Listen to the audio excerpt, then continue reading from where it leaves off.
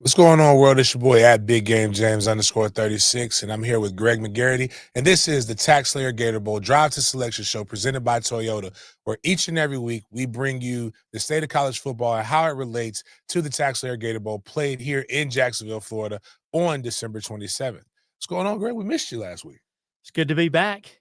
Exciting week last weekend and another weekend of some really good games. Yeah, well, exciting things here. As you noticed, we have made this into my Sally Jesse Raphael talk show. So we have nice foliage, all these other different things, trying to step it up as we renovate the Everbank Stadium where the Tax Slayer Gator Bowl is played. We will continue to bring you great stuff as we renovate here.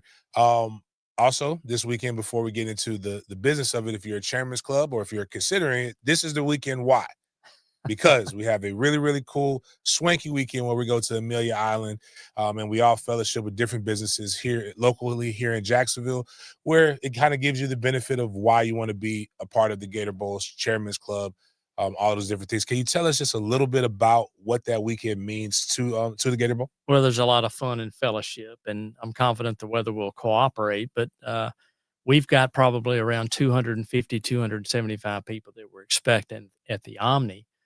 And it's just fun and fellowship. And we gather and have a beachside reception on Friday night, enjoy a lot of food, fellowship, and golf, and luncheons on Saturday. And it all culminates with a dinner Saturday night while we watch two really great football games that night. And heck, the next day, the Jags play. So a lot of great things packed in a short amount of time, but a lot of fun and probably the highlight of the year for our corporate members. Last couple of years, there have been some really, really crazy games. We had the Colorado State a million overtime game that happened. We've also saw, I think that weekend we saw Florida upset Tennessee, I believe it was that year. So we also saw USF battle Alabama in the pouring down rain. It's all kinds of games, all kinds of fun and fellowship. And again, all that stuff affects us here with the Gator Bowl. Last weekend, games were interesting. Some of them went the way we expected them. Some of them not so much. Let's talk about the SEC first. What were some shocking things that happened in SEC, and what were some not so shocking things? Well, I think the Georgia-Tennessee game was kind of a classic.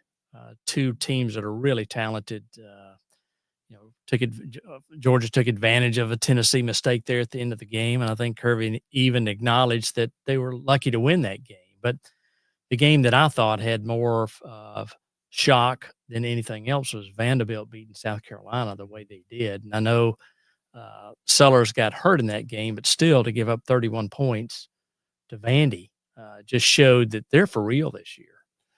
Yeah, you can't just call them nerds anymore. They're actually taking on they're embodying Cornelius Vanderbilt, like their founder. Like he was a badass. I ain't gonna lie to you. If you watch the Men Who Built America, you'll learn a lot more about that guy. But Pavia, the quarterback, proving that he runs his mouth, but you can talk as much trash as you want if you're going to back it up. That's right. I think they're not no one's going to overlook them now like you used to against Vandy. But also LSU winning in an ugly manner against Florida was another game that really was pivotal in the SEC. But LSU showed that you just have to find a way to win the game. It may not be that pretty, and Florida obviously had some difficulty offensively, but defensively they played one hell of a game. I think it's actually one of the benefits of the NIL transfer portal era that a lot of people are overlooking. You don't have your traditional powers may have a down year, and games might be closer. And even if you're recruiting at a high level, you still might not know, because 5 turnovers, you should probably beat that team the way Vanderbilt beat South Carolina. But that's a testament to maybe they still are fighting down there in Gainesville a little bit, even though they have absolutely no idea what they're kind of having to figure out at the quarterback position. Alabama was able to kind of bounce back a little bit. Interesting the way they've been covered in the media. Um, you know, and I'll say this same thing about South Florida, even though it has no effect on us. South Florida beats 2 ranked teams, and they lose to a top 5 team. Right. Alabama gets beat handily by an unranked team at the time, play Sisters of the Poor, and then beat a Power 4, a Power 2, I would say, team in Wisconsin pretty convincingly. Now they're on the rise. So, but brand name means something still in this game. But what are your thoughts about Alabama, Wisconsin? Well, I think Alabama just showed their dominance up front, and I just think Wisconsin's a middle of the road team in the Big Ten this year. But I think the Alabama FSU game just shows how good FSU is and how maybe Alabama didn't play up maybe to their expectations. I think they were shocked, but that all worked itself out. So I think not this week. Both Alabama and Georgia are off this week, but next week is going to be a battle in Athens. But I think Alabama's going to get back to Alabama football, and they've got all the players in the world. I just think they were getting over the shock of that opening night game in a very difficult environment in Tallahassee. But needless to say, the Noles have it going. Shifting over to the ACC a little bit, a team that started shocking everybody, ever since he took the head coaching job. Brent Key is one of my favorite coaches in college football. He's got Georgia Tech playing hard, and they've always played hard. I remember playing them as a player and hating playing them because they just always seem to play us tougher than what everybody else has.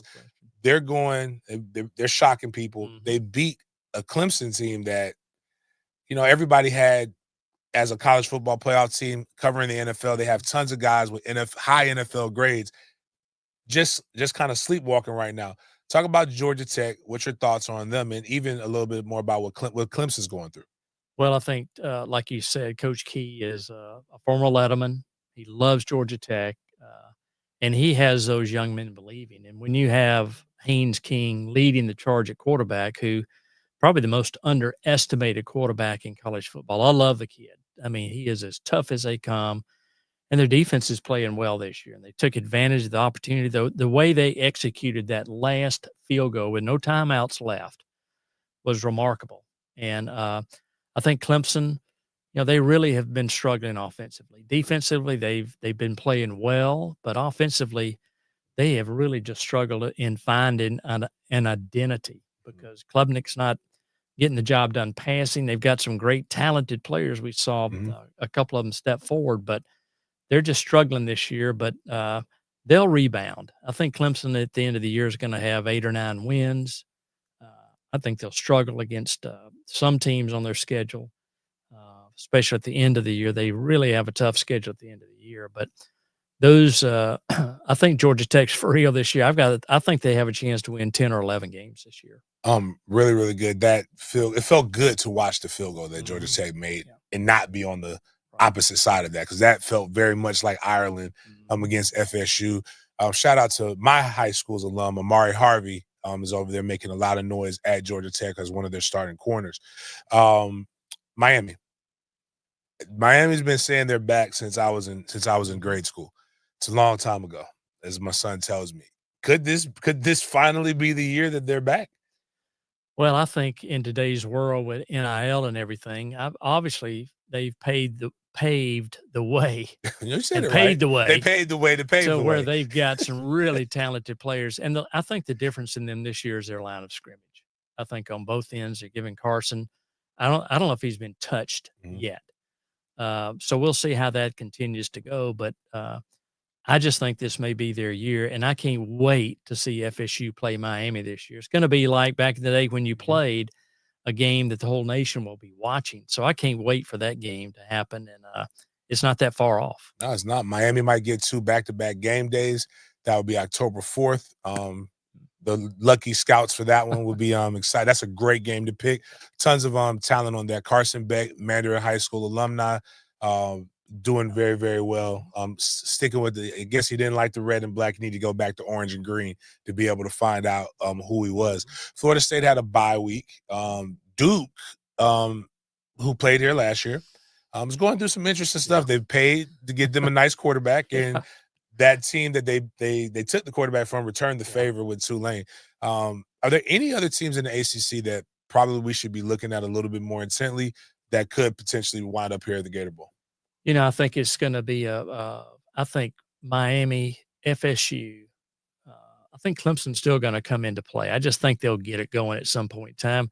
And the good thing about conference play is you can still get to the uh, championship game. If you get to the championship game, you have a chance to be in the playoffs. Mm-hmm. So as Notre Dame, they don't have a conference championship, so they have to do it on the field. I don't think they have any ranked opponents left to play this year. But I don't think you should sleep on Clemson. But I think Tech, Miami, FSU are the class of the league right now. So I think those three teams are in for a great year. Moving toward this weekend, real quick, what are some games, some matchups that we should be looking for, both on the SEC and the ACC side? We're really just two on the SEC side. You've got Oklahoma and Auburn playing, which is going to be a great battle, a true test for both those schools to see what happens. And then you've got South Carolina going to Missouri. So Missouri's got kind of a light schedule this year. So be interesting to see if Sellers plays this weekend. If they do, how can South Carolina slow down a Missouri offense that is really a juggernaut? But of the 20 teams that are playing in the SEC and the ACC this week, there are only 5 games intra-conference play. 15 other games where schools are playing non-conference games. So it's kind of light in those type regards, but also probably a big crossover game is Florida at Miami. So a lot of eyes will be watching that, but a little light on the ranked teams versus ranked teams, but still some games that are going to be really a lot of fun to watch. Florida, Miami, I'm here's hoping that they both find a way to lose. Don't know if that can happen or not. I'm not sure if that's in the rules, but again, it could be. Florida needs a win. They need anything right now, so that season doesn't tank. But to use one of your favorite quotes that I like to use, Florida got a tough road to hoe. The only unranked team they play is a Mississippi State team that is much improved and playing very well. So Miami at Miami, college football game day, 7:30. A lot of things not going against them, going their way. But should be fun. Another fun-filled weekend. Real quick, what are some of the things so that when people go around and they're picking, or trying to predict the TaxSlayer Gator Bowl, what are some of the things that they need to make sure that they keep in mind? Well, we cannot have Duke or Ole Miss play in our game, okay? Clemson could be a long shot, but it's they don't have a disqualifier in play. Notre Dame's back in play this year. But the teams that go up in the college football playoff, then we get basically the remains of that. But you can't have rematches of this year's game. You really you want to avoid games that are already scheduled for next year. And certainly you don't want rematches of last year's bowl games, even if it were at other sites. So those are some disclaimers. So if anybody's picking Duke or Ole Miss, I wouldn't pay much attention to that. But I think everybody else is pretty much in line to be a potential player in our game. So there will be no Alabama FSU rematch in the Gator Bowl, as much as we would, that would be exciting and probably sell a lot of tickets. Nor will there be a Florida Miami rematch after this weekend. That would be deaded. So, but outside of that, appreciate you guys for tuning in with us. See you guys at Chairman's Club Weekend. And if you're not, and you're listening to this, you need to become a member of the Chairman's Club so that we can get you there having a great time, because that's actually where one of the teams stays for the TaxSlayer Gator Bowl. So you can see the luxury and why this is one of the premier bowl games in the United States. For Greg McGarity, I'm at Big Game James _36. Appreciate you guys for hanging out with us at the TaxSlayer Gator Bowl Drive to Selection Show presented by Toyota. We'll see you next time. One take, man. All right, did that get us to